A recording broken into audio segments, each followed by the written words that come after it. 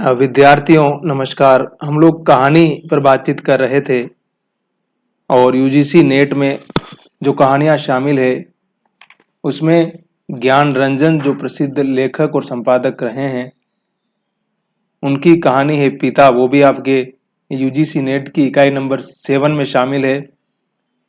उसके अलावा बहुत सारी कहानियां हैं जिस पर हम सिलसिलेवार तरीके से बातचीत करेंगे और कुछ कहानियों पर हमने पहले बातचीत की भी थी। आप चैनल को लाइक करना है, सब्सक्राइब करना है, शेयर करना है और वीडियो पूरा देखना है। हम इस वीडियो में बातचीत करेंगे पिता कहानी पर। पिता कहानी ज्ञान जी की कहानी है और ज्ञान रंजन संपादक पहल का संपादक करते थे, अब तो नहीं करते हैं। वो एक महत्वपूर्ण और प्रभावशाली संपादक के रूप में उनका योगदान रहा है। बहुत सारे लेखकों को तैयार किया है, बहुत महत्वपूर्ण तरीके से कंट्रीब्यूशन किया है ज्ञान जी ने। लेखक के रूप में वो सिर्फ कहानियां लिखते रहे हैं, उपन्यास कभी नहीं लिखा। और उनकी कहानियां है जैसे अमरूद का पेड़, उनकी एक कहानी है, अनुभव कहानी है। हम अभी जिस कहानी पर बातचीत करेंगे पिता, उस कहानी का प्रकाशन 1965 में हुआ था, 1965 में। और ज्ञान जी अभी हमारे बीच है, ये बहुत ही अच्छी बात है। 1932 में इनका जन्म हुआ था और अभी जबलपुर में रहते हैं। इलाहाबाद से पढ़ाई की और उस जमाने के राइटर है जब मोहन राकेश, तमाम लोग थे, रविंद्र कालिया। इलाहाबाद का पूरा एक अलग ही पूरा स्वरूप था उस जमाने में। तो कहा जाता है कि बड़ा महत्वपूर्ण स्थान था इलाहाबाद एक जमाने में ज्ञान के का सेंटर, लेकिन आजकल तो दिल्ली हो चुका है, आपको पता ही है। और जैसे कह सकते हैं कि पूरा गणित किस तरह से बदल चुका है। तो ज्ञान जी ने एक छोटा शहर चुना, जबलपुर, वहीं रहते हैं जो मध्य प्रदेश में है और अपना काम करते हैं। जो कुछ होता है, अब उम्र काफी हो चुकी है उनकी, 90 के करीब आ चुके हैं वो। लेकिन ज्ञान जी के बारे में आप और भी कुछ सर्च करेंगे, पता करेंगे तो आपको बहुत सारी चीजें पता चलेगी।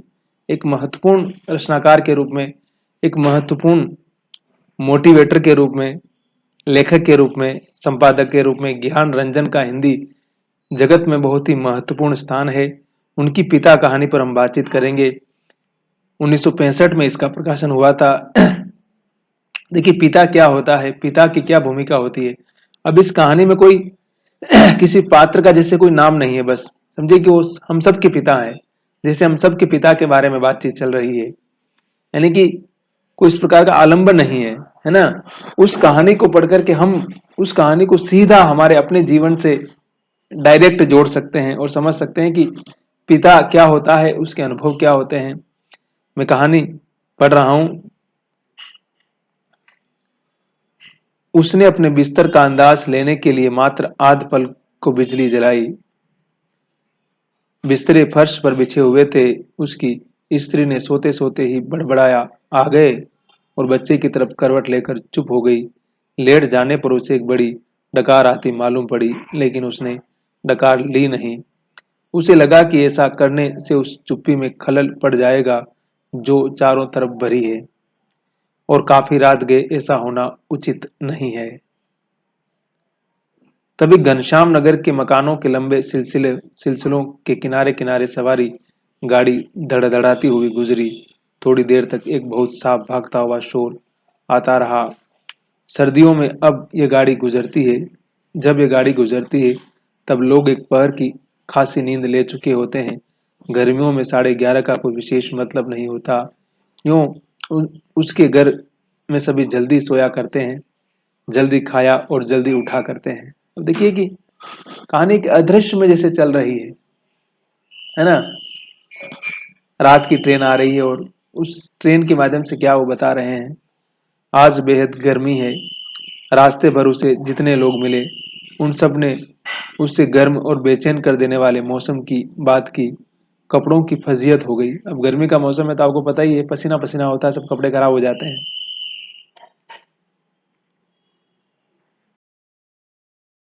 मौसम का क्या हाल है, देखिए मौसम कितना गर्म है। बदहवासी, चिपचिपाहट और थकान है। अभी तक सवारी गाड़ी शोर करती हुई गुजरी तो उसे ऐसा नहीं लगा कि नींद लगते लगते टूट गई हो, जैसा जाड़ों में प्राय लगता है, बल्कि यूं लगा कि अगर सोने की चेष्टा शुरू नहीं की गई तो सचमुच देर हो जाएगी। उसने जमाई ली। पंखे की हवा बहुत गर्म थी और वह पुराना होने की वजह से चिढ़ाती सी आवाज भी कर रहा है। पंखा बहुत पुराना है ना, तो आवाज कर रहा है बहुत ज्यादा। उसको लगा दूसरे कमरे में भी लोग शायद उसकी ही तरह जमाइयां ले रहे होंगे, लेकिन दूसरे कमरों के पंखे पुराने नहीं है। उसने सोचना बंद करके अन्य कमरों की आहट लेनी चाहिए। उसे कोई बहुत मासूम सी ध्वनि भी 1 डेढ़ मिनट तक नहीं सुनाई दी, जो सन्नाटे में काफी तेज होकर आ सकती हो। तभी पिता की चारपाई बाहर चरमराई। ये पुत्र अंदर सो रहा है, पिता बाहर सोते हैं ना। अब कहानी पिता पर आती है। वह किसी आहट से उठे होंगे। उन्होंने डांट कर उस बिल्ली का रोना चुप कराया जो शुरू हो गया था। बिल्ली थोड़ी देर चुप रहकर फिर रोने लगी। और इस तरह से वो बिल्ली को चुप कराते हैं। बिल्ली थोड़ी देर चुप रहकर फिर रोने लगी। अब पिता ने डंडे को गच कर कई बार पटका और उस दिशा की तरफ खदेड़ने वाले ढंग से दौड़े जिधर से रोना आ रहा था, और हट हट चिल्लाए।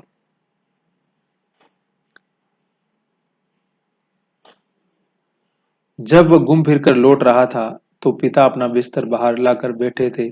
कनखी से उसने उन्हें अपनी गंजी से पीठ का पसीना रगड़ते हुए देखा और बचता हुआ वह घर के अंदर दाखिल हो गया। उसे लगा कि पिता को गर्मी की वजह से नींद नहीं आ रही है, लेकिन उसे इस स्थिति से रोष हुआ। सब लोग पिता से अंदर पंखे के नीचे सोने के लिए कहते हैं, पर वह जरा भी नहीं सुनते। हमें क्या भोगे कष्ट। अब पुराने आदमी है तो उनको बाहर सोना अच्छा लगता है, पंखा वंखा उनको पसंद नहीं है। मैंने कहा ना, कहानी 1965 की लिखी हुई, याद रखिए वो समय क्या था। और आज हम 2024 के समय की बात कर रहे हैं। रचना हमेशा अपने समय के साथ संदर्भ लेकर आती है। तो उस समय की जो परिस्थितियां हैं, जाहिर सी बात है उसी संदर्भ में ज्ञान जी इस बात को कह रहे हैं। तो अगर हम उस समय की परिस्थिति, उस देश काल को समझ पाएंगे तो कहानी को समझना हमारे लिए और भी आसान हो जाएगा। कुछ देर पड़े रहने के बाद वो उठा और उसने उत्सुकतावश खिड़की से बाहर झांका। सड़क की बत्ती छाती पर है। गर्मियों में यह बेहद अखर जाता है। पिता ने कई बार करवटें बदली, फिर शायद चैन की उम्मीद में पाटी पर बैठ पंखा जलने लगे हैं। पंखे की डंडी से पीठ का वह हिस्सा खुजाते हैं जहां हाथ की उंगलियां दिक्कत से पहुंचती है। आकाश और दरख्तों की तरफ देखते हैं। रिलीफ पाने की बहुत हल्की उम्मीद से शिकायत उगलते हैं। बड़ी भयंकर गर्मी है, एक पत्ता भी नहीं डोलता।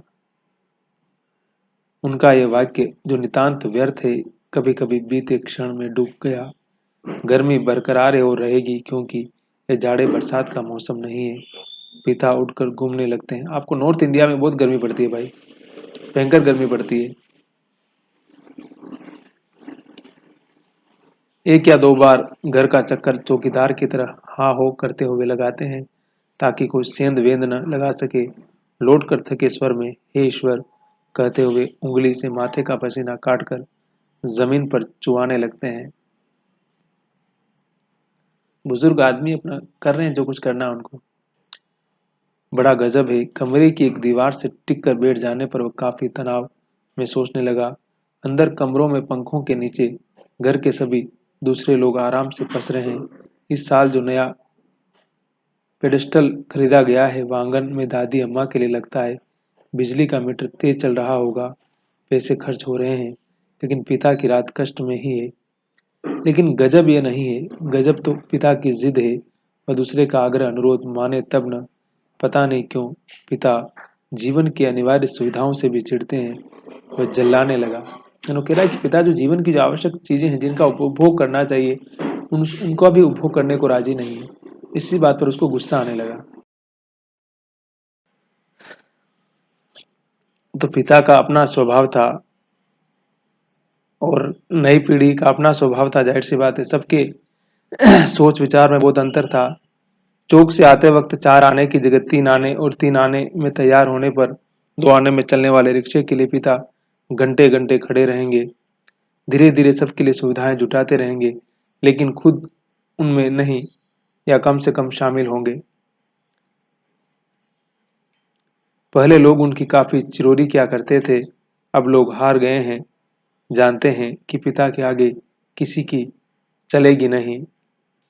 आज तक किसी ने पिता को वॉश बेसिन में मुंह हाथ धोते नहीं देखा। बाहर जाकर बगिया वाले नल पर ही कुल्ला दातुन करते हैं। दादा भाई ने अपनी पहली तनख्वाह में गुसल खाने में उत्साह के साथ एक खूबसूरत शावर लगवाया, लेकिन पिता को अरसे से हम सब आंगन में धोती को लंगोटे की तरह बांधकर तेल चुपड़े बदन पर बाल्टी बाल्टी पानी डालते देखते आ रहे हैं। खुले में स्नान करेंगे, जनेऊ से छाती और पीठ का मेल काटेंगे। शुरू में दादा भाई ने सोचा पिता उनके द्वारा शावर लगवाने से बहुत खुश होंगे और उन्हें नई चीज का उत्साह होगा। पिता ने जब कोई उत्साह प्रकट नहीं किया तो दादा भाई मन ही मन काफी निराश हो गए। एक दो बार उन्होंने हिम्मत करके कहा भी, आप अंदर आराम से क्यों नहीं नहाते? तब भी पिता आसानी से उसे टाल गए। लड़कों द्वारा बाजार में लाई गई बिस्किटें, महंगे फल पिता कुछ नहीं लेते। कभी लेते भी तो बहुत नाक मुंह सिकोड़ कर उसके बेस्वाद होने की बात शुरू में ही जोर देते हुए। अपनी अमावट गजक और दाल रोटी के अलावा दूसरों द्वारा लाई गई चीजों की श्रेष्ठता से वह कभी प्रभावित नहीं होते। वह अपना हाथ पांव जानते हैं, अपना अर्जन, और उसी में उन्हें संतोष है। वे पुत्र जो पिता के लिए कुल्लू का सेब मंगाने और दिल्ली एम्पोरियम से बढ़िया धोतियां मंगाकर उन्हें पहनाने का उत्साह रखते हैं, अब तेजी से पिता विरोधी होते जा रहे हैं। सुखी बच्चे भी अब गाय बगाए मुंह खोलते हैं और क्रोध उगल देते हैं। नकाने की जो आधुनिकता की तमाम सुख सुविधाएं हैं उनसे परे हैं। वो बहुत सिंपल जिंदगी जीना उन्हें पसंद है, क्योंकि उन्होंने अपना समय देखा, अपना जमाना देखा, और उस जमाने की तमाम चीजों को देखते हुए बाजार द्वारा पैदा की गई चीजों में उनका कोई इंटरेस्ट, कोई रुचि नहीं है उनकी। लद्द लद्द बाहर आम के दो सीकरों के लगभग एक साथ गिरने की आवाज आई। वह जानता है पिता आवाज से स्थान साधने की कोशिश करेंगे। टटोलते टटोलते अंधेरे में आम खोजेंगे और खाली गमले में इकट्ठा करते जाएंगे। शायद ही रात में एक दो आम उसके चुक जाते हैं, ढूंढने पर नहीं मिलते, जिनको सुबह पा जाने के संबंध में उन्हें रात भर संदेह होता रहेगा। दीवार से काफी देर एक ही तरह टिके रहने से उनकी पीठ दुखने लगी थी। नीचे रीढ़ के कमर वाले हिस्से में रक्त की चेतना बहुत कम हो गई। उसने मुद्रा बदली। बाहर पिता ने फाटक खोलकर सड़क पर चलते चचियाते कुत्तों का को हड़काया। उसे यहाँ बहुत खीज हुई। कई बार कहा, मोहल्ले में हम लोगों का सम्मान है, चार भले लोग आया जाया करते हैं, आपको अंदर सोना चाहिए, ढंग के कपड़े पहनने चाहिए, और चौकीदारों की तरह रात को पहरा देना बहुत ही भद्दा लगता है। लेकिन पिता की अड़ में कभी कोई चोल नहीं आता। उल्टा सीधा पता नहीं कहाँ किस दर्जी से कुर्ता कमीज सिलवा लेते हैं। टेढ़ी जेब, सदरी और बटन ऊपर नीचे लगा। सभा सोसाइटी में चले जाएंगे, घर भर को बुरा लगता है। मैंने कहा ना कि पुराने ख्यालात के आदमी है वो। लोगों के बोलने पर पिता कह देते हैं, आप लोग जाइए ना भाई, काफी हाउस में बैठिए, झूठी वेनिटी के लिए बेरा को टिप दीजिए, रहमान के यहाँ 1.5 रुपए वाला बाल कटाइए, मुझे क्यों घसीटते हैं? लोगों का बोलना चुटकी भर में धरा रह जाता है। पिता वैसे तो चुप रहते हैं, लेकिन जब बात बहस में उन्हें खींचा जाता है तो काफी करारी और हिंसात्मक बात कह जाते हैं। उल्टे उन्हें घेरने वाले हम भाई बहन अपराधी बन जाते हैं। कमरे से पहले एक भाई खिसकेगा, फिर दूसरा, फिर बहन और फिर तीसरा। चुपचाप सब खीजे हारे खिसकते रहेंगे अंदर। फिर माँ जाएगी और पिता, विजय पिता, कमरे में गीता पढ़ने लगेंगे या झोला लेकर बाजार सौदा लेने चले जाएंगे। बस उनका यही स्वभाव है, उनकी यही आदत है। तो वो अपने जीवन को अपने हिसाब से जीना चाहते हैं। होता हमेशा यही है, सबके मन में तय करते हैं आगे पिता को नहीं घेरेंगे, लेकिन थोड़ा समय गुजरने के बाद फिर लोगों का मन पिता के लिए उमड़ने लगता है। लोग मौका ढूंढने लगते हैं पिता को किसी प्रकार अपने साथ सुविधाओं में थोड़ा बहुत शामिल कर सकें, पर ऐसा नहीं हो पाता। वह सोचने लगा, भूखे के सामने खाते समय होने वाली व्यथा शरीर की किसी स्थिति में हम रहा करते हैं।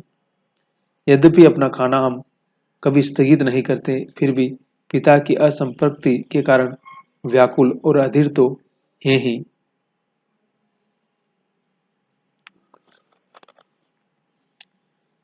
पिता अद्भुत और विचित्र हैं, वह सोचते हुए उठा।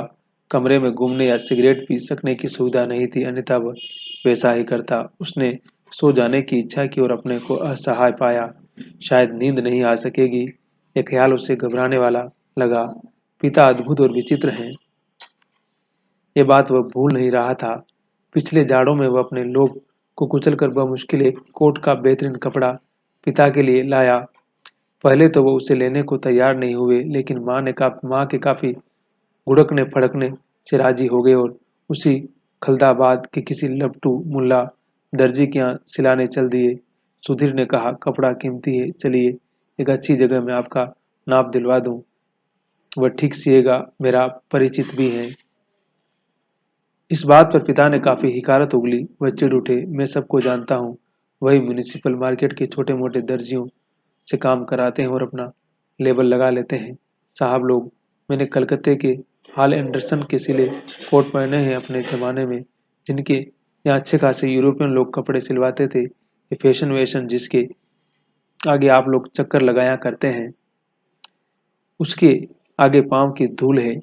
मुझे व्यर्थ पैसा नहीं खर्च करना। कितना परंपरा विरोधी तर्क दिया पिता ने। ऐसा वो अपनी जिद को सर्वोपरि रखने के लिए क्या करते हैं। फिर सुधीर ने भी कपड़ा छोड़ दिया। जहाँ चाहिए सिलवाइए या भाड़ में झोंक आइए, हमें क्या। वह धीमे धीमे बुदबुदाया। मैंने कहा ना कि मतलब वो बिल्कुल पुराने मिजाज के आदमी और कहते हैं कि बाजार के लोग आपको ठगते हैं। एक तरह से उनका सोचना सही भी, और कहते हैं कि फालतू पैसा क्यों बर्बाद किया जाए। क्योंकि मैंने कहा ना कि उन्होंने वो जमाना देखा है, गरीबी क्या होती है, अभाव क्या होता है, दुख क्या होता है। और नई पीढ़ी के पास कुछ पैसा आता है तो शायद वो खर्च भी करना चाहिए, लेकिन वो ये भी नहीं कह रहे कि तुम मेरे ऊपर खर्च करो। ठीक है, मुझे अपने हिसाब से जीने दो, तुम्हें जो खर्च करना है तुम अपने हिसाब से करो। ये पिता बाहर अकबकाकर उठ पड़े। शायद थोड़ी देर पहले जो आम बगीचे में गिरा था उसकी आवाज जैसे अब सुनाई पड़ी हो। वो खिड़की के बाहर देखने लगा। किंचित टिका टिका सा पीठ के पसीने से बनियान चिपक गई थी। बेहद घुटती हुई गर्मी मन उसका मथा जाता था। बीवी बड़ी आराम से सो रही है, इसे कुछ पता नहीं। शायद पिता की खाट खाली थी, वह गिरा आम टटोलने के लिए बगिया में घुसे होंगे। पिता कितने विचित्र हैं। लंबे समय से वह केवल दो ही ग्रंथ पढ़ते आ रहे हैं, यंत्रवत नियमवत, रामायण और गीता। लंबे 35 वर्षों तक अखंड केवल रामायण और गीता। उसके पहले युवा काल में जो कुछ जितना कुछ पढ़ा हो उन्होंने, उसे कभी भयावह, कभी सम्मानजनक और कभी झूठ लगता। यह देख सोचकर कि कोई व्यक्ति केवल दो ही पुस्तकों में जिंदगी के 35 वर्ष काट सकता है और कैसे काट लेता है। मैंने कहा नहीं कि हर पीढ़ी की अपनी एक सोच होती है, तो उनका अपना विचार था, उनकी अपनी सोच थी, उसके हिसाब से वो जीवन को जी रहे थे। और नई पीढ़ी से उनका उस तरह से कोई ताल्लुक नहीं बन रहा था और वो बनाना भी नहीं चाहते थे। तभी उसका बच्चा कुनमुना कर रोने लगा। उसने तपाक से खिड़की छोड़ी और अपने बिस्तर पर झूठ मूठ सो गया। ऐसा न हो कि देवा बच्चे के रोने से उठ पड़े और उसे संदिग्ध अवस्था में देख बहुत से बेकार प्रश्नों द्वारा हलाकान करना शुरू कर दे। देवा बच्चे के मुंह में स्तन दे पहले ही से बेखबर हो गई। वो खुद बिस्तरे पर सोता मालूम पड़कर भी जागता रहा। स्तन चूसने की चप चप आवाज आती रही और थोड़ी देर बाद बंद हो गई। देवा उसकी पत्नी है। उसने तय किया कि वह देवा के बारे में ही कुछ सोचे अथवा उसके शरीर को छूता रहे। उसने देवा के कूल्हे पर हाथ रख दिया, लेकिन उसे तनिक भी उत्तेजना अपने अंदर महसूस नहीं हुई। उसने थोड़ी देर उत्तेजना की प्रतीक्षा की। अपनी इस हरकत से उब होने लगी और मन विलांछित होने लगा करने लगा। बाहर पिता सोए जाग रहे हैं, जैसा भी हो वह बड़े जबरदस्त हैं। इस समय बाहर रहकर बाहरी होते जा रहे हैं। घर के अंदरूनी हिस्सों में लोग आराम से या कम आराम से किसी तरह सो तो गए होंगे। वह विषादग्रस्त हुआ और अनुभव करने लगा, हमारे समाज में बड़े बूढ़े लोग जैसे बहू बेटियों के निजी जीवन को स्वच्छंद रहने देने के लिए अपना अधिकांश समय बाहर व्यतीत किया करते हैं। क्या पिता भी वैसा ही करना तो नहीं शुरू कर दिया। उसे पिता के बूढ़ेपन का ख्याल आने पर सिहरन हुई। फिर उसने दृढ़ता से सोचा, पिता अभी बूढ़े नहीं हुए हैं, उन्हें प्रतिक्षण हमारे साथ साथ जीवित रहना चाहिए। भरसक पुरानी जीवन व्यवस्था कितनी कठोर थी, उसके मस्तिष्क में खिंचाव आ गया, विषाद सर्वोपरि था। वो मैं कहा विचार कर रहा है उस पुरानी व्यवस्था के बारे में, नई व्यवस्था के बारे में, समय के उस बदलाव को शायद समझना चाहता है। उसे आंखों में हल्का जलन लगने लगा। अगर कोई शीत युद्ध न होता पिता और पुत्रों के बीच, तो वह उन्हें जबरन खींच के नीचे लाकर सुला देता। शीत युद्ध मतलब मौखिकी जो था ना, शीत युद्ध का शब्द प्रचलन में कैसे आया था? अमेरिका और रूस में जो शीत युद्ध का जमाना था उस जमाने में, दोनों ही ताकतवर है हम, मतलब डायरेक्ट नहीं लड़ेंगे लेकिन इनडायरेक्ट रूप से लड़ते रहेंगे। लेकिन जब रूस का विघटन हो गया 1991 में, 89 में, उसके बाद क्या कहा जाता है कि शीत युद्ध खत्म हो गया, है ना। पहले लड़ाई अलग तरह से चलती थी, दोनों ही पावरफुल शक्तियां थी, लेकिन डायरेक्ट आपस में नहीं फाइट कर रहे हैं, इनडायरेक्ट रूप से फाइट कर रहे हैं। तो वैसे ही यहाँ पर भी पिता पुत्र में शीत युद्ध चल रहा है। अब आमने सामने कुछ नहीं कर सकते तो क्या बोलेंगे, तो वही वाली स्थिति इनमें चल रही है। तो इसीलिए शीत युद्ध शब्द चलता है। रूस और अमेरिका दोनों ही शक्तिशाली देश आज भी हैं, लेकिन उस समय रूस भी बहुत ज्यादा शक्तिशाली था और अमेरिका तो हमेशा से है ही। तो उस लिहाज से दोनों किस प्रकार से आपस में फाइट करते हैं या बाकी देशों का साथ देकर के युद्ध में अपनी हिस्सेदारी दर्ज करते हैं। जैसे अभी जो युद्ध चल रहा है रूस और यूक्रेन में, उसमें क्या है कि अमेरिका यूक्रेन की मदद कर रहा है, यूरोप यूक्रेन की मदद कर रहा है और रूस इधर से लड़ रहा है। तो ये भी कहीं कि उसी का हिस्सा है, लेकिन अब समय पूरी तरह से बदल चुका है। अमेरिका डायरेक्ट रूस से फाइट नहीं कर रहा है, न रूस डायरेक्ट अमेरिका से फाइट कर रहा है, लेकिन मदद कर रहा है उसकी वो। तो इस प्रकार से जो तमाम कमजोर देश हैं, जैसे अमेरिका हमेशा से पाकिस्तान की मदद करता रहा है, डायरेक्ट कभी नहीं, उस तरह से करता रहा है। तो ये जो शीत युद्ध का पूरा झंझाल है, जाल है, उसको उस तरह से भी आप समझ सकते हैं उस शब्द को। लेकिन उसे लगा कि उसका युवापन एक प्रतिष्ठा की जिद कहीं चुराए बैठा है। वह इस प्रतिष्ठा के आगे कभी बहुत मजबूर, कभी कमजोर हो जाता है और उसे भुगत भी रहा है। दरअसल उसका जी अक्सर चिल्ला उठने को हुआ, पिता तुम हमारा निषेध करते हो, तुम ढोंगी हो, अहंकारी, ब्रज अहंकारी। लेकिन वह कभी चिल्लाया नहीं, उसका चिल्ला सकना मुमकिन भी नहीं था। वह अनुभव करता उसके सामने जिंदगी पड़ी है और पिता पर इस तरह चिल्लाने में उसका नुकसान हो सकता है। उसको लगा पिता लगातार विजयी हैं, कठोर तो क्या, उन्होंने पुत्रों के सामने अपने को कभी पसारा नहीं। लगता है दीवारों पर भी पसीना चूचुआ आया, खुद को छुरा फूंक देने या दीवार पर सिर पटकने या सोती बीवी के साथ पाशविक हो जाने का ढोंग सोचने के बाद भी गर्मी की बेचैनी नहीं कटी। उसने ईश्वर को बुदबुदाना चाहा, लेकिन वैसा नहीं किया। केवल हल्के हल्के हाथ के पंजों से सिर के बालों को दबोच कर वह रह गया। मौसम की गर्मी से कहीं अधिक प्रबल पिता है। वो कह रहे हैं कि मतलब प्रबल पिता नहीं है, उनका स्वभाव ऐसा ही है, लेकिन इनको लग रहा है कि प्रबल पिता है, क्योंकि एक तो गर्मी बहुत भयंकर पड़ रही है, मौसम इतना गर्म है, तो इसको लग रहा है कि मौसम की गर्मी से भी ज्यादा कठोर हो गए हमारे पिता, हमारी बात तो सुनते ही नहीं है पिता। लेकिन उसको ये नहीं पता है कि पिता का जमाना कैसा था, उनका वक्त कैसा था, उन्होंने किस प्रकार का जीवन जिया, और वो इसलिए इन सुख सुविधाओं के अपने आप को गुलाम नहीं बनाना चाहते हैं। वो सादा जीवन जीना चाहते हैं और इस समय को बड़ी शांति से और सुखद तरीके से गुजार देना चाहते हैं। यही पिता का अपना जीवन जीने का सलीका है, अपना तरीका है। लेकिन हर पीढ़ी की अपनी एक सोच होती है, आप तो जानते ही हैं।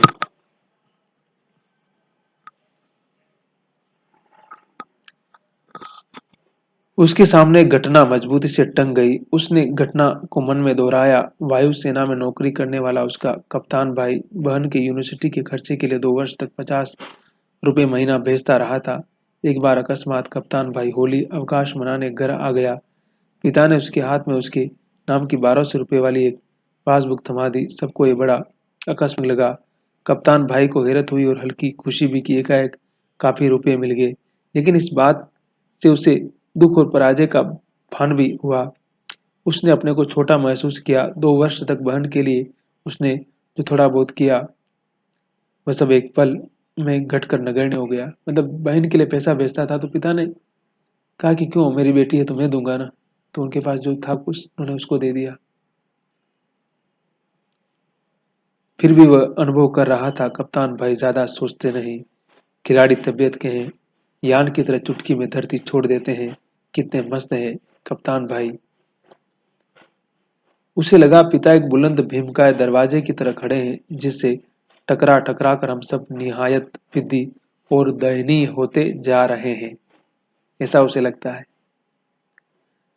इस घटना को याद करके और पिता के प्रति खिन्न हो जाने पर भी उसने चाहा कि वह खिड़की से पिता को अंदर आकर सो रहने के लिए आग्रहपूर्वक कहे, लेकिन वह ऐसा नहीं कर सका।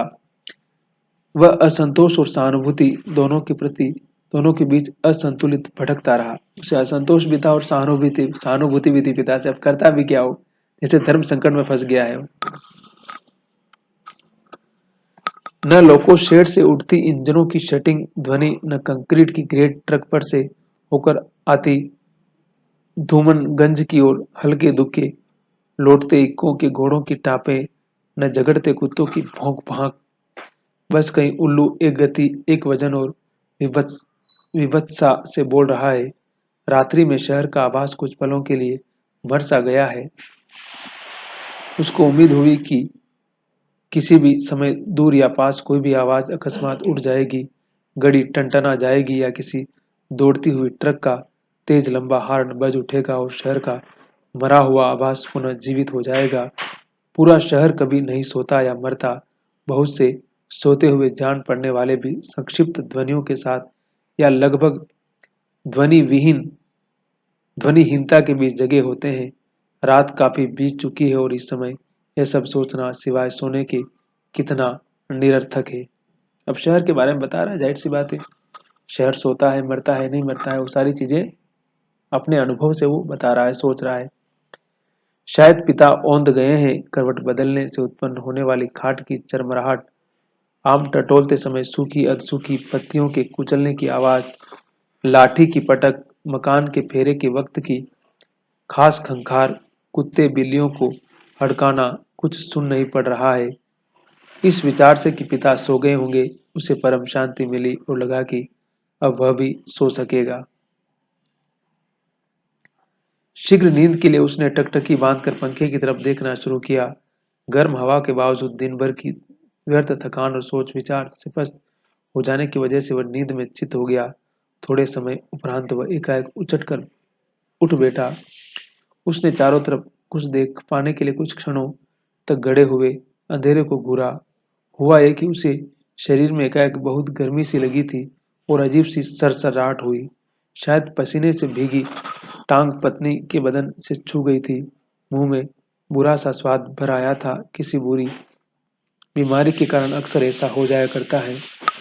उठकर उसने 2-3 कुल्ले किए और ढेर सारा ठंडा पानी पिया। इतना सब कुछ वह अधनींद में ही करता रहा। अब मैंने कहा ना कि मतलब कहानी के अपने कुछ स्वर भी होते हैं ना। पुत्र किस तरह से बेचैन परेशान है, अपने विचारों को, अपने भावों को अभिव्यक्त करता हुआ नजर आता है। अब आगे क्या होता है देखिए। आंगन से पानी पीकर लौटते समय उसने इत्मीनान के लिए खिड़की के बाहर देखा। जब तक नींद जो थोड़ी बहुत थी काफूर हो गई। पिता सो नहीं गए अथवा कुछ होकर पुनः जगे हुए पता नहीं। अभी ही उन्होंने हे राम तू ही सहारा है कहकर जमाई ली। ऐसा उन्होंने कोई दबकर नहीं किया। रात के लिहाज से काफी शोर उठाते कहा, शायद उन्हें इत्मीनान है कि घर में सभी लोग निश्चित रूप से सो रहे हैं। पिता ने अपना बिस्तरा गोल मोड़कर खाट के किनारे रख लिया और वही सुराई से प्याले में पानी लेकर अपनी खटिया की बात तर कर रहे हैं। सुराई से खाट तक और खाट से सुराई तक बार बार आते जाते हैं। बहुत बार ऐसा करने पर खाट का बांध तर हुआ। इसके बाद उन्होंने पानी पिया और पुनः एक बड़ी आवाजदार जमाई के साथ लिपटे हुए बिस्तर का सिरहाना बना निखरी खटिया पर लेट गए। तड़का होने में पता नहीं कितनी देर थी। थोड़ी देर बाद पंखा जमीन पर गिराकर उनका दायां हाथ खटिया की पाटी से झूलने लगा। बस उनका अपना स्टाइल था, उसी स्टाइल में रह रहे थे वो। चारों तरफ धूमिल चांदनी फैलने लगी। सुबह जो दूर है के भ्रम में पश्चिम से पूर्व की ओर कौवे कांव कांव करते उड़े। वह खिड़की से हटकर बिस्तरे पर आया। अंदर हवा वैसी ही लू की तरह गर्म है। दूसरे कमरे स्तब्ध है, पता नहीं बाहर भी उमस और बेचैनी होगी। वह जागते हुए सोचने लगा, अब पिता निश्चित रूप से सो गए हैं, शायद शायद कहानी यहीं समाप्त हो जाती है। अब देखिए इस कहानी में क्या है, पुत्रों की अपनी दुनिया है, पिता का अपना संसार है, जाहिर सी बात है। और देखिए हर पीढ़ी का अपना एक विचार होता है, न्यूज हर जनरेशन की अपनी सोच होती है। तो पिता ने अपना जमाना देखा है, आजादी के पहले का जमाना, वो समय, अभावों का जीवन, और 1965 में कहानी लिखी गई है। आप उससे भी अंदाज लगा सकते हैं कि समय क्या था हिंदुस्तान का। तो एक नया मध्य वर्ग तैयार हो रहा था और नई पीढ़ी जब कुछ थोड़ा पढ़ लिख करके ठीक ठाक नौकरियां पा रही थी तो उनके पास कुछ पैसा आ रहा था तो कुछ सुविधाओं की तरफ बढ़ रही थी। लेकिन पिता ने कभी सुविधा देखी नहीं। और वो मैंने कहा ना कि आजादी का समय भी था तो त्याग की भावना ज्यादा थी लोगों में। तो उस पीढ़ी का प्रतिनिधित्व कर रहे हैं। और जाहिर सी बात है कि अपने स्वाभिमान के साथ सारा जीवन जिया तो बुढ़ापा भी वो अपने स्वाभिमान के साथ जीना चाहते हैं। बच्चों पर किसी प्रकार से कोई बोझ नहीं बनना चाहते हैं, कोई आश्रय उनका नहीं लेना चाहते हैं। तो इस तरह के है पिता। बहुत ही खूबसूरत कहानी है और आपने मुझे यहाँ तक सुना उसके लिए बहुत बहुत शुक्रिया, थैंक यू। शब्बा खैर, आपको सफलता मिले, आप आगे बढ़ते रहें और मेहनत करते रहें और इसी तरह से खुश मिजाज रहें और जिंदगी का भरपूर मजा ले, आनंद ले, यही मेरी शुभकामनाएं हैं। नया वर्ष भी आने वाला है तो उसके लिए भी आप तैयार रहिए और क्या क्या हमें अपने जीवन में परिवर्तन करना है, अनुशासन को फॉलो अप करना है, मजबूती के साथ आगे बढ़ते रहिए। मेरी हार्दिक शुभकामनाएं हैं, मंगल कामनाएं हैं।